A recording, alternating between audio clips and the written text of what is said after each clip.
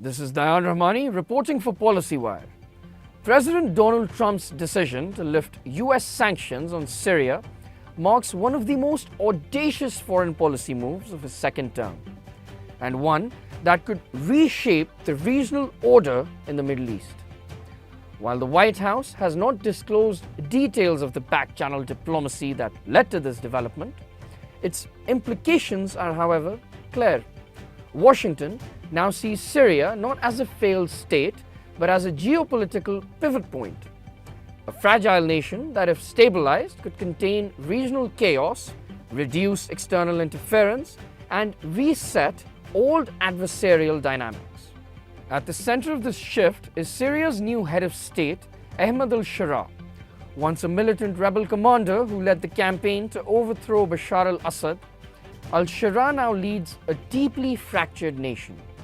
His past, marked by ties to extremist factions, was once reason enough for his global isolation. Now, he is being seen in Washington as a potential anchor for regional order. The Trump administration has made no secret of its strategic ambitions. Syria, if brought under a more neutral or even cooperative alignment, could become a buffer against Iranian expansionism, limit Russian entrenchment, and potentially normalize relations with long-standing enemies, including Israel. The idea of Syria recognizing Israel, once unthinkable, is now being floated as a part of a broader regional realignment. The decision to lift sanctions comes amid a wider effort to reduce the footprint of foreign powers in Syria, particularly Iran, Russia, and Turkey. By bringing Damascus into a framework supported by Gulf allies and the US, Washington aims to halt the cycle of proxy wars and humanitarian collapse that has gripped the country since 2011. However, the risks are considerable. There are growing concerns about the treatment of religious and ethnic minorities within Syria under the new regime. Furthermore, elements of ISIS remain active across parts of the country, raising questions about the durability of any security guarantees. Under current US law, many of the sanctions imposed on Syria are enshrined by Congress. The president cannot unilaterally lift all restrictions. Any full normalization will require proof that Syria is actively combating terrorism and upholding minimum human rights standards.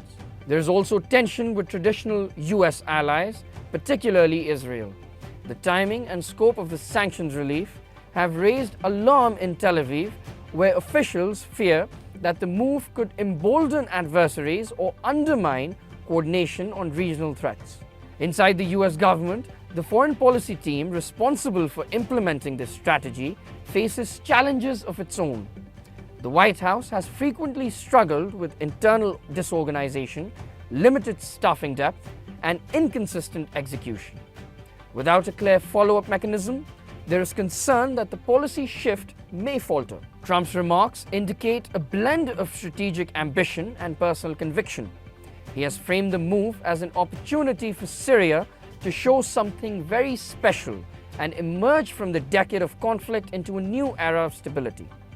Yet the track record of US partnerships with strongman leaders in the region remains deeply mixed. From Iraq to Libya, efforts to back centralized figures have often led to unintended consequences, including instability backlash and protracted insurgencies. For now, the sanctions relief stands as a symbol of Trump's renewed interest in high-stakes diplomacy, and a gamble that Syria's future can be redirected through power, persuasion, and partnership. Stay tuned, stay informed.